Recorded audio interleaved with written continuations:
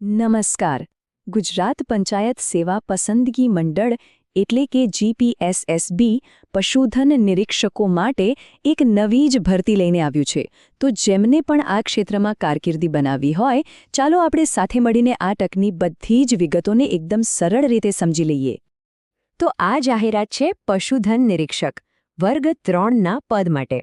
જુઓ, ગ્રામીણ ગુજરાતમાં પશુ આરોગ્ય અને એના વ્યવસ્થાપન માટે આ એક બહુ જ મહત્વની ભૂમિકા છે. ચાલો ત્યારે આપણે જરા ઊંડાણમાં ઉતરીએ અને જોઈએ કે આ માટે કોણ અરજી કરી શકે છે અને કેવી રીતે કરી શકે છે. અને જગ્યાઓ કેટલી છે? તો આખા રાજ્યમાં કુલ 112 જગ્યાઓ ભરવાની જાહેરાત થઈ છે. કહી શકાય કે આ એક સારી તક છે, બરાબર ને? તો આપણે આખી વાતચીતમાં શું જોવાના છીએ? પહેલાં તો જોઈશું આ નવી ભરતી વિશે.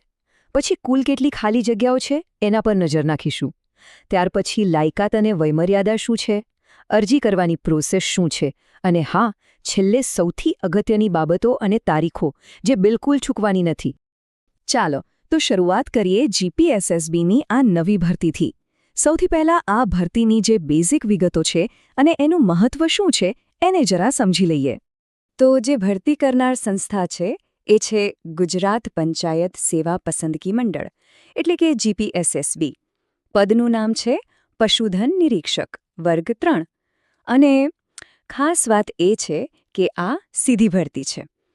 આનો સીધો મતલબ એ થયો કે તમારી પસંદગી મોટે ભાગે લેખિત પરીક્ષાના આધારે જ થશે. હવે આવીએ કુલ ખાલી જગ્યાઓ પર.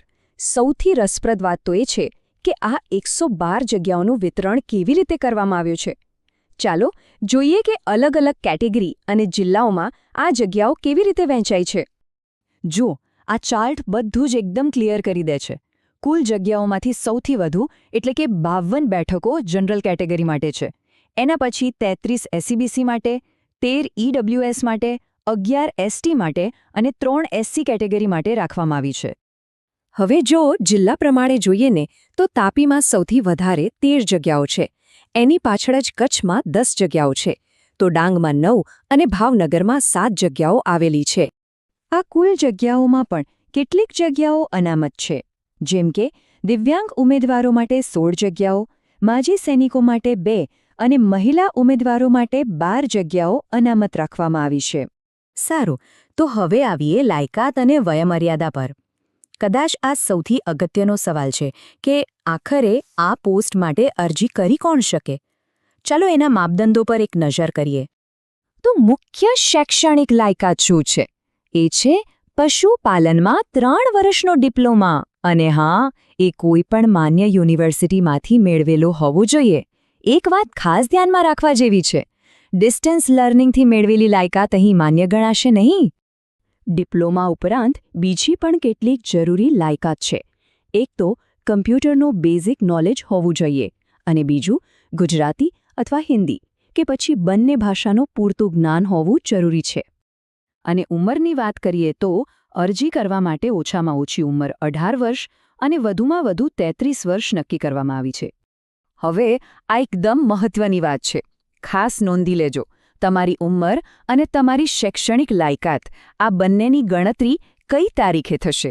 તો એ છે અરજી કરવાની છેલ્લી તારીખ એટલે કે 7 મે 2026.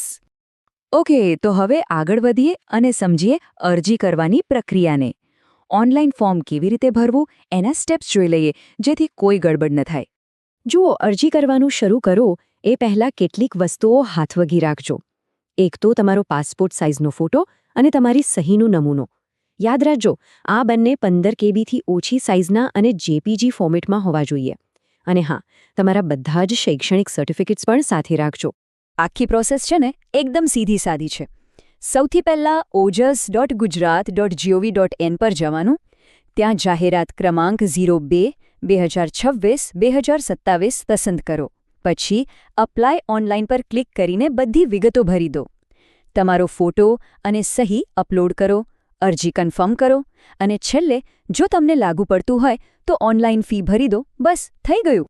હવે ફીની વાત કરીએ તો જનરલ કેટેગરીના ઉમેદવારો માટે અરજી ફી છે 100 રૂપિયા. હા, એની ઉપર થોડો સર્વિસ ચાર્જ પણ લાગશે.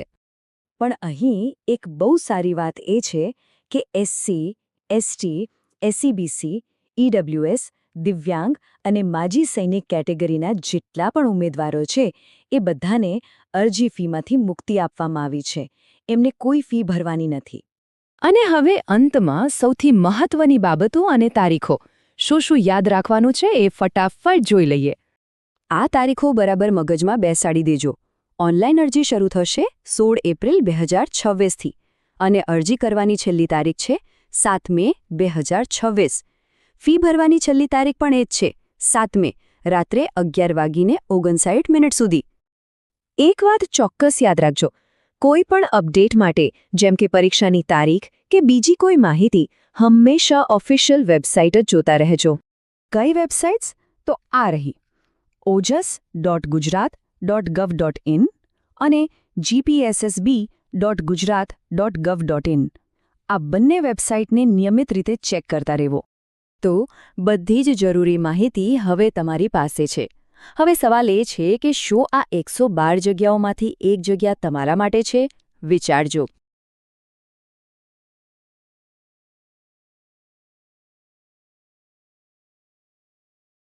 સબસ્ક્રાઇબ, લાઇક, શેર કરો.